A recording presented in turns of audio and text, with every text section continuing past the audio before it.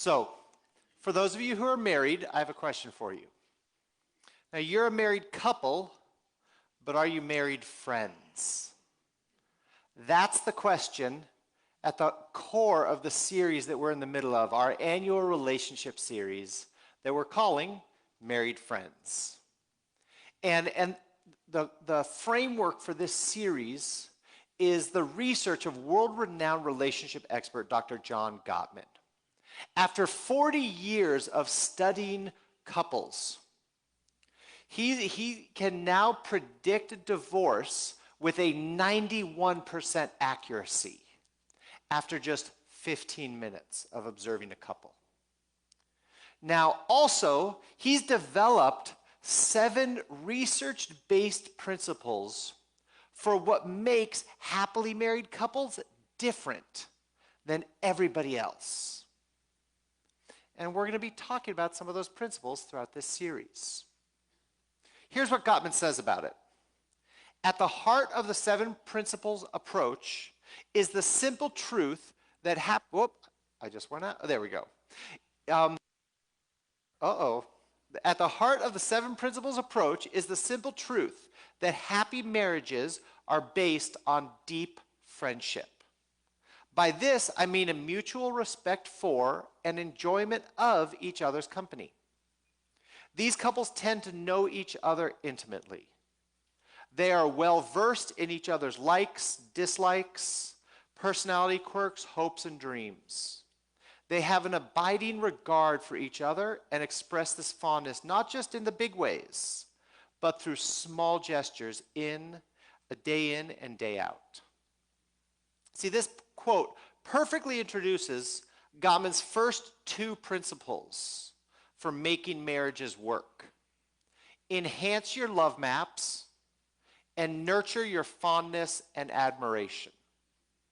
Now, one of these is probably pretty clear, the other one not so much. Let's start with the not so much. Love maps. So a love map is Gottman's term for the part of your brain where you store all the information about your partner's life. Now, personally, I find that term, it's a little strange. It sounds more like a Valentine's pirate quest, which, by the way, I would totally watch that show, as long as there was a talking animal sidekick, because everything is better with a talking animal sidekick. Just ask Disney. Now, this principle of building a love map, this focuses on the importance of building deep and nuanced understandings of each other. It's your partner's hobbies, likes, dislikes. But it's way more than just an online profile. It's actually knowing your partner's inner world, knowing their fears and worries, their joys and dreams. And when it's done well, this is a map, this is a collection of information that is constantly updated as life changes. So Gottman argues that a strong, robust love map naturally leads to the next principle, which is nurture your fondness and admiration. So Gottman says, happily married couples don't just know each other. They build on and enhance this knowledge in many ways. They use their love maps to express not only their understanding of each other, but their fondness and admiration as well. So what is fondness and admiration? It is routinely focusing on the positive characteristics of your partner and on the positive experiences you've shared, rather than dwelling on the negative aspects like personal offenses and your latest conflicts. So why is this principle so important? Well, because according to Gottman, fondness and admiration serve as a buffer against negativity, and negativity can corrupt a relationship. These 2 things enhance mutual respect, love, and appreciation, and they help you navigate disagreements and challenges way more easily. So what does a relationship look like? that has these two characteristics, where you're good friends, where you deeply know your partner, and where you're overflowing with fondness and admiration. Well, believe it or not, the Bible actually has one of the best pictures of this type of relationship found in any sacred text. See, nestled in between the Old Testament history books and the prophet books is this odd, unexpected book of love poetry. It's called the Song of Songs, sometimes called Song of Solomon. And the core structure of this book is a back and forth between a young man, and a young woman, deeply in love with each other. Now, it's full, like all great poetry, it's full of vivid imagery, some which is pretty strange to us, but very normal for its time. It's romantic and evocative, and even sometimes a little bit racy. So you'll hear some of that today. So just be forewarned. Now, like any good love poem or Nicholas Sparks novel, it's meant to be felt, not analyzed and broken down. It's meant to be experienced. Now, before we dive in, I want to give you a little sample. We don't have time to read all 8 chapters, but I want to give you a little sample of this particular book of the Bible. But to do this properly, I need a little help from my own Valentine, Bonfoy. So this is selected verses from chapters 1 and 2 of the Song of Songs. I liken you, my darling, to a mare among Pharaoh's chariot horses. Your cheeks are beautiful with earrings, your neck with a string of jewels. We will make you earrings of gold studded with silver. While the king was at his table, my perfume spread its fragrance. My beloved is to me a sachet of myrrh resting between my breasts. My beloved is to me a cluster of henna blossoms from the vineyards of En-Gedi. How beautiful you are, my darling. Oh, how beautiful. Your eyes are doves. How handsome you are, my beloved. Oh, how charming. And our bed is verdant. Look that one up. The beams of our house are cedars. The rafters are firs. I am a rose of Sharon, a lily of the valleys. Like a lily among thorns, my darling among the young women. Like an apple tree among the trees of the forest is my beloved among the young men. I delight to sit in his shade, and his fruit is sweet to my taste. Listen, my beloved, look, here he comes, leaping across the mountains, bounding over the hills.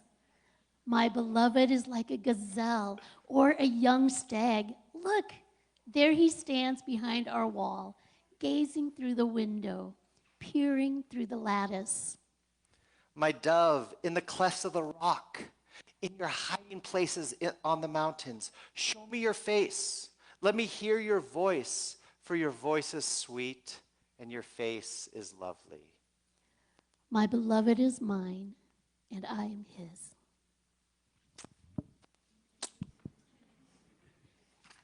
Yes, that is in our Holy Scriptures. 8 chapters of that. Now,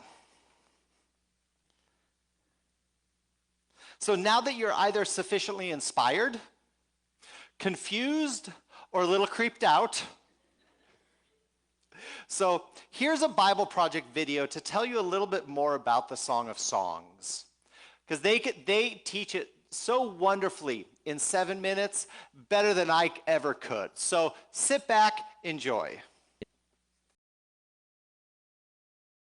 The Song of Songs. It's a well-known but not so well understood book of the Bible. It's 8 chapters of love poetry. And while there is an introduction and a conclusion, the book doesn't have any kind of rigid literary design, and that's because it's a collection of poems. They're not meant to be dissected or taken apart. They're meant to be read as a flowing whole and simply enjoyed. The first line of the book tells us that it's the Song of Songs, which is a Hebrew idiom like the Holy of Holies or the King of Kings. It's a Hebrew way of saying the greatest thing. So this is the greatest song of all songs. Then we're told in the first line that this Song of Songs is of Solomon, which could mean that he is the author. His name does begin the book, after all. But as you read the poems, you discover that the main voice is that of a woman called the Beloved. And while there is also a male voice, it does not seem to be Solomon's. Solomon is mentioned a couple times in the poems, but he's never a speaker. And you do have to admit, Solomon is a very odd candidate as the author of this book, given the fact that he had 700 wives. For the lovers in the Song of Songs, they are the only ones in the world for each other. So the of Solomon likely means in the wisdom tradition of Solomon. He was known for his wisdom, his poetry, his love of learning about every part of life. And Solomon became the father of wisdom literature in Israel. And so his legacy is here carried on through a collection of love poems that explores the human experience of love and sexual desire. The opening poem introduces us to the basic theme of this book. We hear the voice of the young woman who delights in her man, a shepherd. Now, she's not married to him yet, but it becomes clear that they're engaged and they cannot wait to be together. From the introduction, the poems flow back and forth from the woman's voice to the man's, shifting from scene to scene without any kind of clear linear sequence or storyline. The poems move in these symphonic cycles, and key images and ideas get repeated and developed. So, one of the basic themes uniting the poems is the intense desire that this couple has for each other, expressed through their constant seeking and finding. So, after the opening poem, they're separated but on the hunt for one another. So the woman calls out, or she'll wake up from a dream or go looking for her lover, and more than once they'll find each other, they'll embrace, and then right when things start to get a bit racy, the scene will suddenly end and a new one will start. They're separated, looking for each other, and on it goes. Another repeated theme is the joy of the couple's physical attraction for one another. So multiple times they'll pause and describe each other with these elaborate metaphors. And here it's very helpful to know that these images and metaphors in Hebrew poetry are not primarily visual. If you try and paint a picture of these people based on the metaphors, you will end up with something that looks very, very strange. What you're supposed to do is reflect on the meaning of these images as they relate to the man and the woman. So you'll read through the poetic cycles, and the tension will keep building in their desire and joy and attraction. And this spiraling repetition is a poetic way of heightening and focusing on the mystery and power of sexual love. It all comes together in the conclusion, which pauses to summarize what these poems are all about. Love is as strong as death. Its passions are as severe as the grave. Its flashes are of fire, a divine flame. Many waters cannot extinguish love. Rivers cannot sweep it away. If one were to give all the wealth of one's house for love, he would be utterly scorned. The poem highlights the power and the intensity of love, how it's both beautiful but also dangerous. Like fire, love can destroy people if it's abused, or be life-giving if it's protected. Ultimately, love expresses the insatiable human longing to know and be fully known and desired by another. Love is one of the most transcendent and mysterious experiences in human life, and as a part of the Bible's wisdom tradition, this book says it's a gift from God. After this, there's an odd poem about Solomon trying to do what the previous poem just said was impossible, to buy love. The woman rejects Solomon's offer, and then the book concludes with the man and the woman. They're separate once more on the hunt for each other. He calls to hear her voice. She begs him to run away with her, and that's how the book ends. Just totally open-ended. But that's a lot like love, which never truly concludes, because there's always more to discover and pursue in your beloved. And so true love has no end, and neither does this book. Now, through history, the big question raised by the Song of Songs is, what on earth is love poetry doing in the Bible? There have been three main interpretations of this book throughout history. In Jewish tradition, it's been read as an allegory, each character a symbol. So the woman is Israel, the man is God, and their love is a symbol of the covenant between God and Israel made at Mount Sinai and the giving of the Torah. This view flowed into the Christian tradition, but the characters were swapped. So it's about Christ's love for his people, the church. And this interpretation was inspired by Paul's words in Ephesians 5, that a Christian husband's love for his wife is a symbol of Christ's love for the church. What's interesting is that in the last 100 years, archaeological discoveries among Israel's ancient neighbors in Egypt and Babylon has turned up all kinds of ancient love poetry that's very similar in language and imagery to the Song of Songs. We see that love poetry was a meaningful part of Israel's cultural environment, which has led most scholars today to view the Song of Songs as what it presents itself to be, an arrangement of Israelite love poetry reflecting on the divine gift of love. But that doesn't mean that it's only ancient love poetry.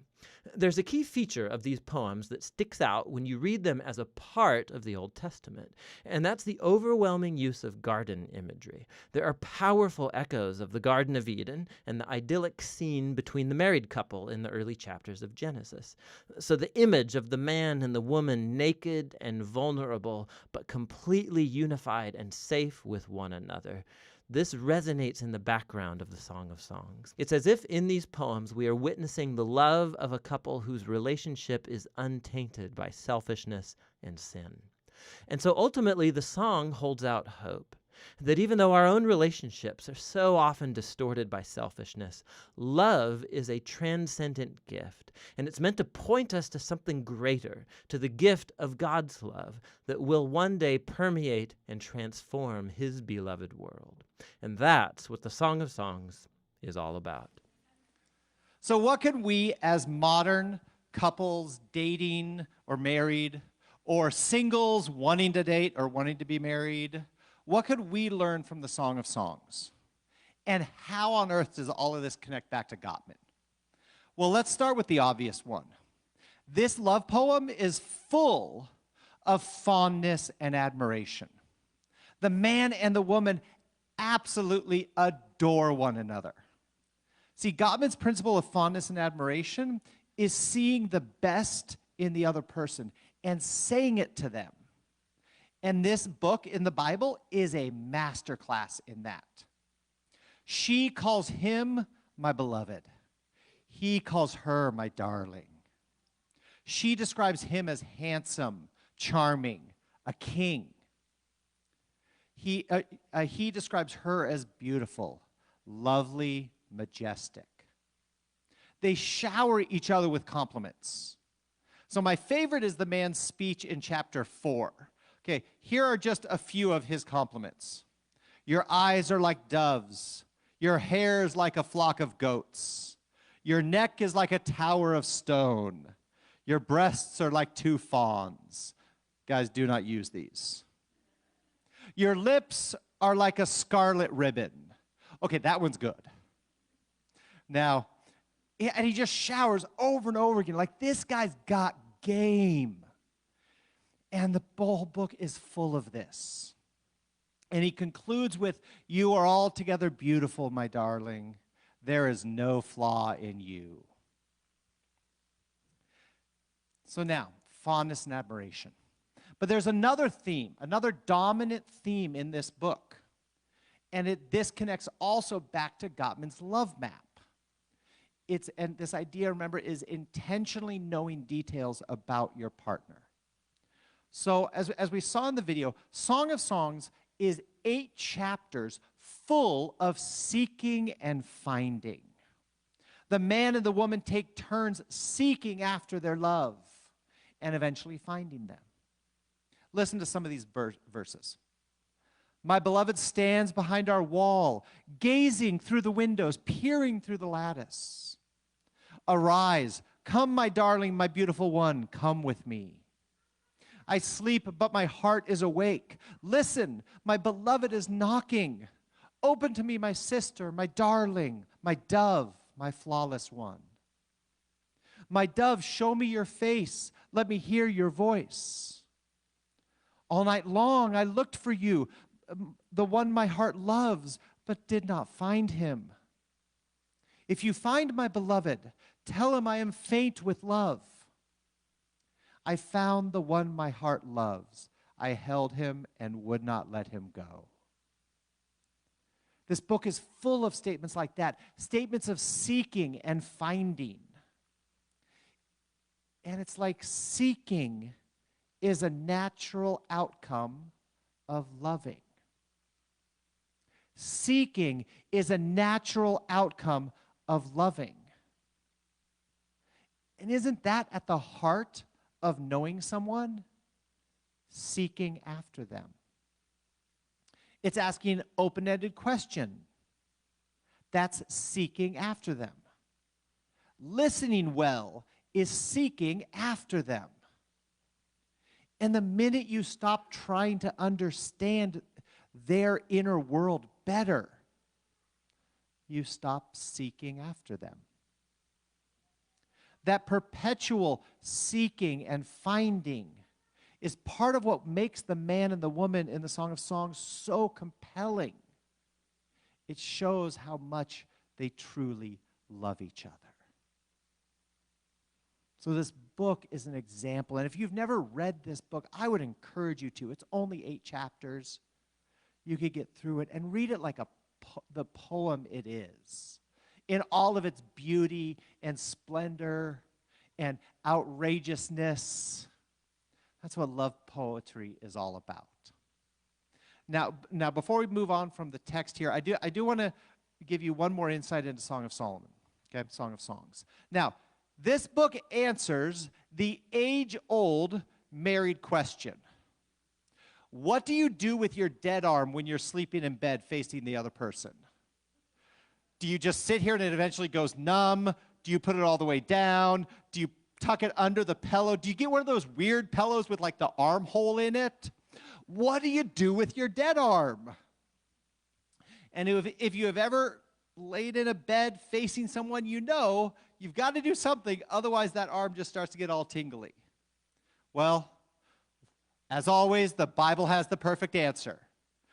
The answer to this is found in the book of Song of Songs, and here it is. It's chapter 2, verse 6.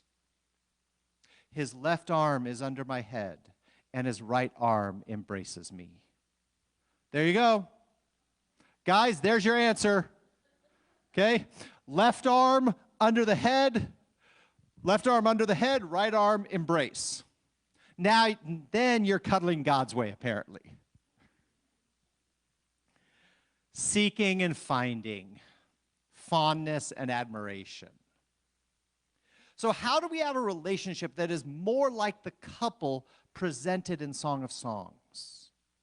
Full of affirmations and seeking after your spouse. Now, unfortunately, the book doesn't answer that question. Great poetry rarely answers the question. Great poetry poses the question. They give a picture of what fulfillment looks like, but Song of Songs doesn't answer the question. Thankfully, Gottman's 40 years of research does answer the question. So let's go back to his first 2 principles for making marriages work. Enhance your love maps and nurture fondness and admiration.